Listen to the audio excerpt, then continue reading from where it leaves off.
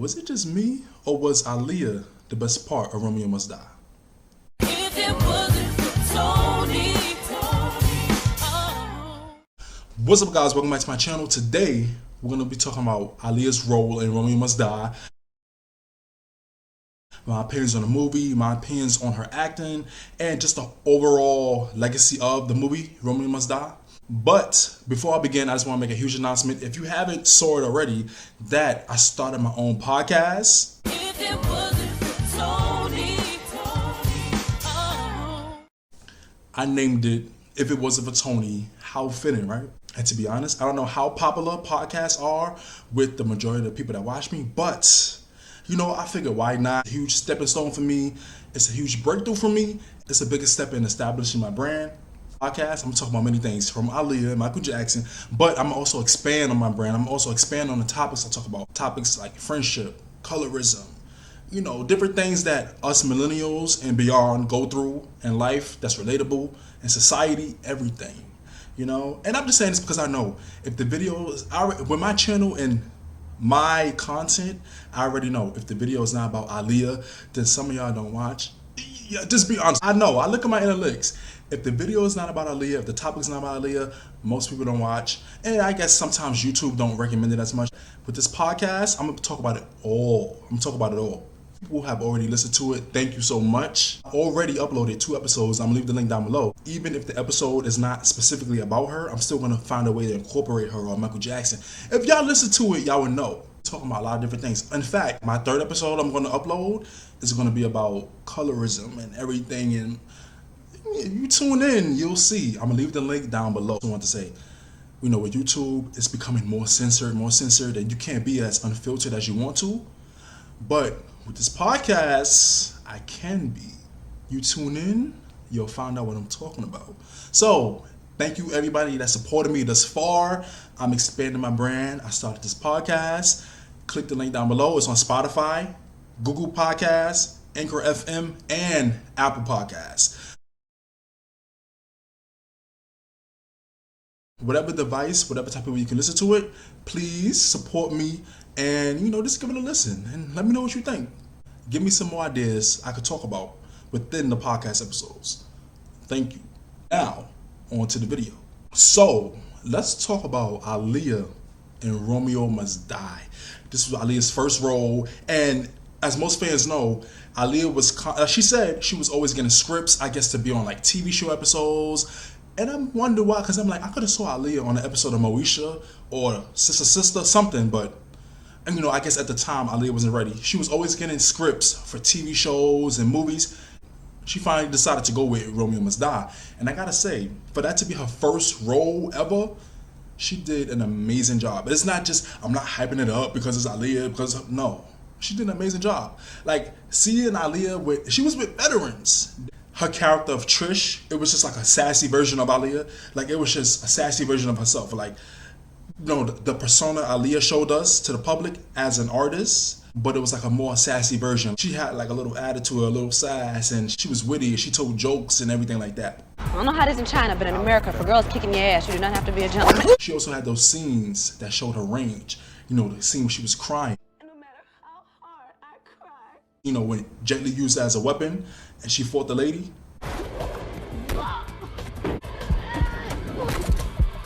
And it's the fact that Aaliyah wanted to do her own stunts, and you know, especially back in that day, 1999, which is when she filmed the movie.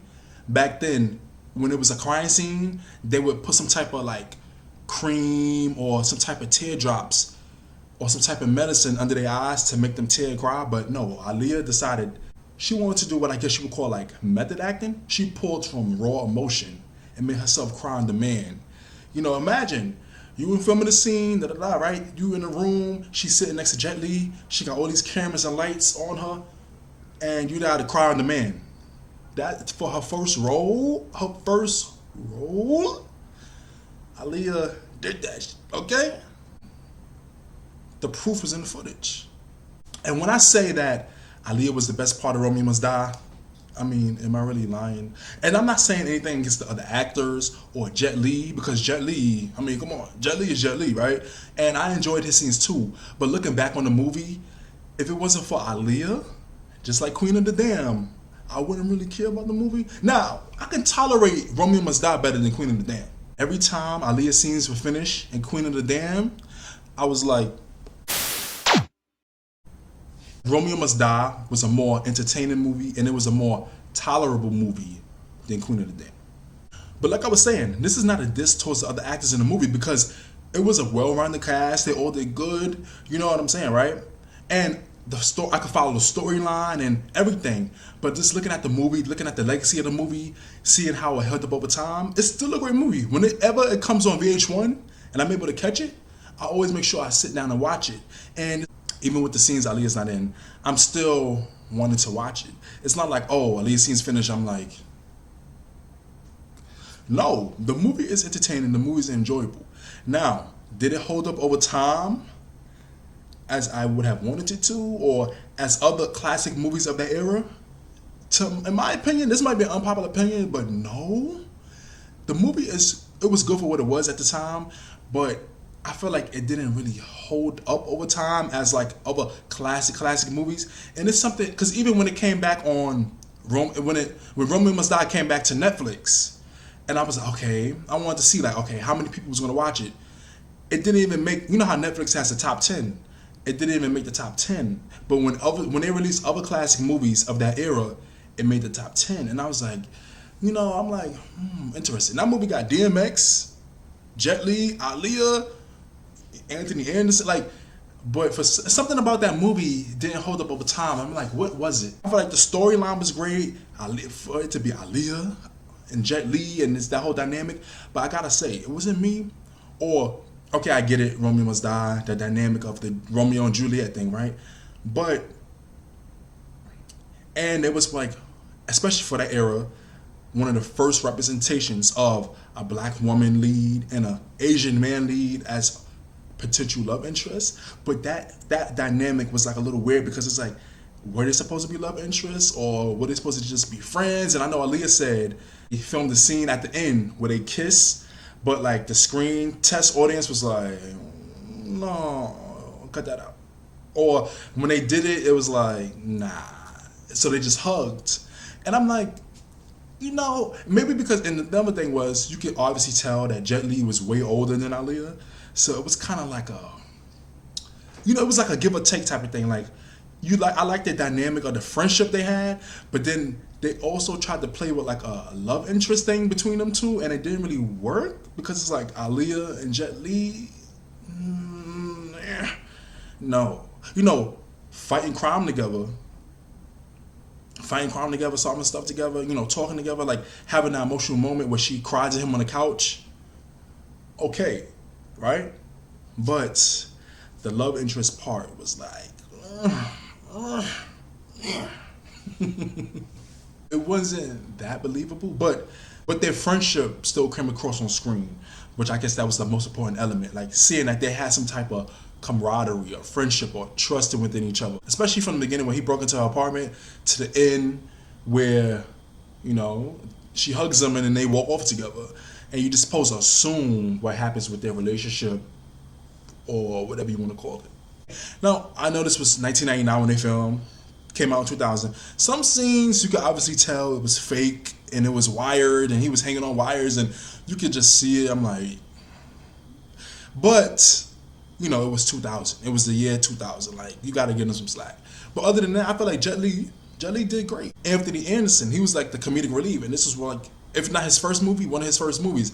I felt like he did great. He had Delroy Lindo and Isaiah Washington, and you know, I feel like it was a well-rounded cast. Like, given the script and everything, each of them played their parts to the best of their ability, and you know, that's all you can ask for. At a certain point in the movie, when I'm looking at the movie, I'm just looking at it just to see Aaliyah. I'm just being honest. When Romeo Must Die, certain parts of the movie, I'm just looking at it to see Aaliyah. You know, to see her scenes and to see her eating the ice cream, or where she got like the little side bang with the ponytail and she's crying, and I'm like, you know, just seeing that scene of her crying and showing emotion, and it makes that scene even more authentic knowing that that was real tears. And like I said before, that only showed a little appetizer of Aaliyah's potential as an actress. And thinking about that movie, Romeo Must Die, that was just an appetizer to the different movies I could have seen Aaliyah in. And going into her acting career, I feel like even when I said with Queen of the Dam, Aaliyah probably would have did some more horror movies or some more like franchises. Like I could see like the superhero. People saying Catwoman, I definitely could see that. Tomb Raider, I could see that. Like that more action, horror, mystery thriller. But I could have saw Aaliyah also going like the J-Lo route and doing some romantic comedies or some period pieces. Like she was gonna do a movie called Some Kind of Blue about her being in like an interracial relationship in the 60s. I could have seen that. And it would just really, it would have been really interesting.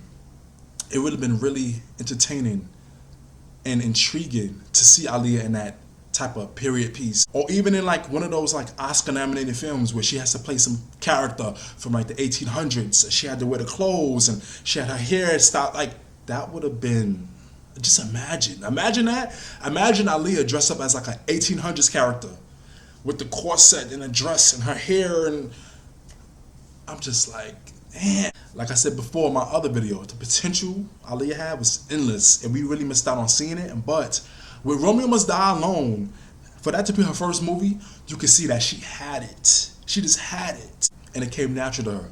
There were no awkward moments where it could be like, ooh, you know, that scene was a little cringy.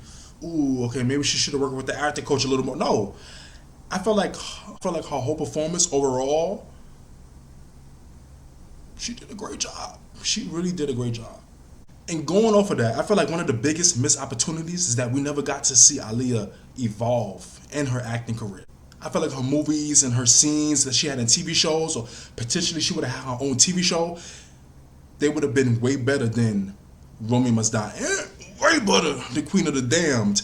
But because she left us so early, we only have those two movies to really like dissect and decipher and really hold on to. Like that's the only movies she really got to do. She was in the middle of filming The Matrix. She didn't film enough scenes for us to even see that. I feel like they could have released her scenes. I feel like she filmed some scenes where they could have released them as like a tribute edition to show how she would have looked in the movie playing it. But I mean, it's been 20 years. If they was gonna release it, they would have released it, right? I mean, what we gonna do? What we gonna do? I can say that I feel great knowing that at least Aaliyah was a standout in both films. If anything, they might not have been the best movies, but at least Aaliyah was the standout. Now, I would watch Romeo Must Die over Queen of the Dam. But in my maybe unpopular opinion, I don't feel like either film held up the best over time. But if I had to pick one, I would pick Romeo Must Die. Because I can sit there and watch it and follow the storyline.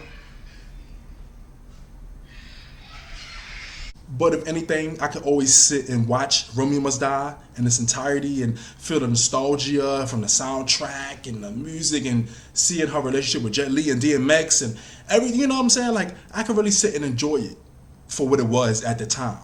And for Aaliyah's legacy. And say for me, if she was not in that movie, I really wouldn't care about it. I wouldn't go out my way to watch it, you know? Renting the DVD, looking at it on Netflix, no. You know, but because Aaliyah is in it, because she's attached to it, that's why that movie holds a special place for me. Like, you know, I'm pretty sure you know what I'm talking about.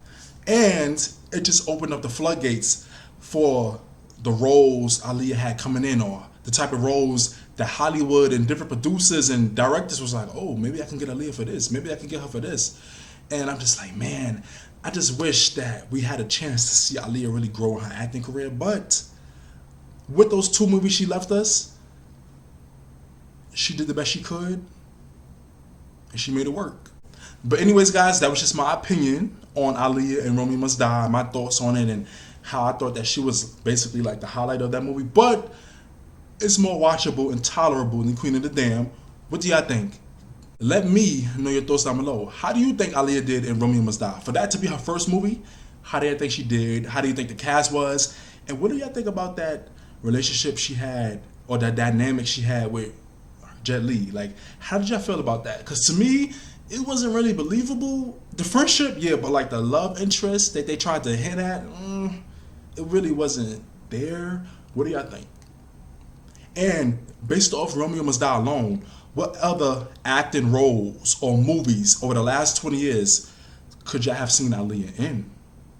Let's talk about it down below. Guys, don't forget to subscribe or download or even just listen to my podcast. I have 2 episodes up. The 3rd one is coming. Let me know what you think. I'm going to pin the comment down below so I can click the links. Keep this train moving. Let's see what happens. Let's see where this goes. And let me know your thoughts down below about Aaliyah and Romeo Must Die. I cannot wait to discuss this with y'all in the comment section. Please don't forget to comment, like, subscribe, and hit the notification bell.